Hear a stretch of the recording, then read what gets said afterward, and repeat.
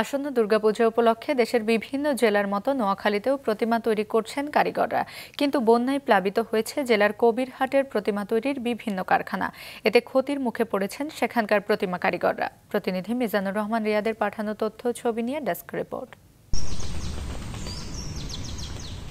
প্রতি বছরের মতো এবারও দুর্গাপূজা উপলক্ষে বাণিজ্যিকভাবে প্রতিমা তৈরি করছিলেন জেলার কবিরহাটের পরশুরামপুরের প্রতিমা কারিগর নয়ন আচার্য।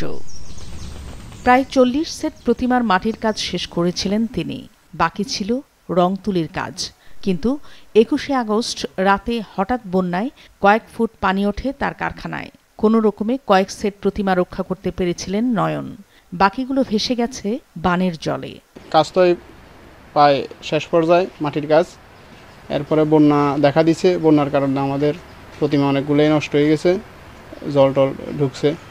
আমরা প্রতিমা হারানোর চেষ্টা করছি, তো পারি না। অনেক জল হওয়ার কারণে প্রতিমা আর করতে পারি না। কত টাকার ক্ষতি হয়েছে? আমার প্রায় 4 লক্ষ টাকার প্রতিমার ক্ষয়ক্ষতি হয়েছে। শুধু নয়ন নয়, বন্যায় এমন ক্ষতির মুখে পড়েন আরও অনেক কারিগর। দুর্গা, লক্ষ্মী, সরস্বতী, কার্তিক ও গণেশের প্রতি সেট প্রতিমার দর ছিল 35,000 থেকে 1 লাখ টাকা পর্যন্ত। 10 থেকে 15 সেট ছিল, ওইটা পানিতে নষ্ট হয়ে গেছে। নষ্ট হয়ে যাওয়ার পরিপ্রেক্ষিতে আমি আজকে 3-4 দিন মোটামুটি ঘরটা গোছালাম। বন্যায় যখন প্লাবিত হয়েছে আমাদের পুরা গ্রাম, পুরো এলাকা, আর আমাদের বিশেষ করে অনেকগুলো ঠাকুরের ক্ষয়ক্ষতি হয়ে গেছে, অনেক টাকা লোকসান হয়ে গেছে। অনেক সেট, এখানে প্রায় 40 থেকে 50টি সেট আছে, যার বাজার মূল্য অন্তত ম্যাক্সিমাম 30 থেকে 35 লক্ষ টাকা। এর ভিতরে প্রায় অন্তত 20 লক্ষ টাকা ক্ষতি হয়েছে।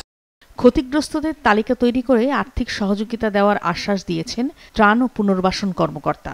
সাম্প্রতিক অতিবৃষ্টির কারণে আমাদের 9টি উপজেলার মধ্যে 8টি উপজেলায় ব্যাপক প্লাবিত হয়েছে। সে কারণে পানির কারণে আমরা খবর পেয়েছি হিন্দু সম্প্রদায়ের অনেকগুলো প্রতিমা নষ্ট হয়েছে। এই প্রতিমাগুলো ঠিক করার জন্য আমরা ওদেরকে আর্থিকভাবে সহায়তা নেব তালিকা করে।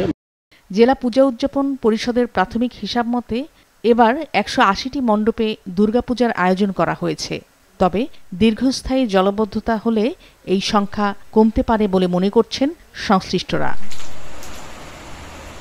মাছরাঙা নিউজ ডেস্ক।